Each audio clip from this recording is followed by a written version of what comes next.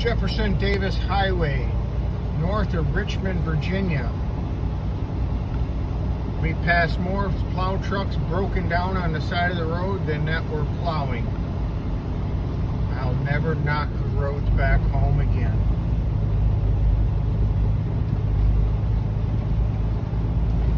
Interstate is shut down. We decided to take the highway cross country.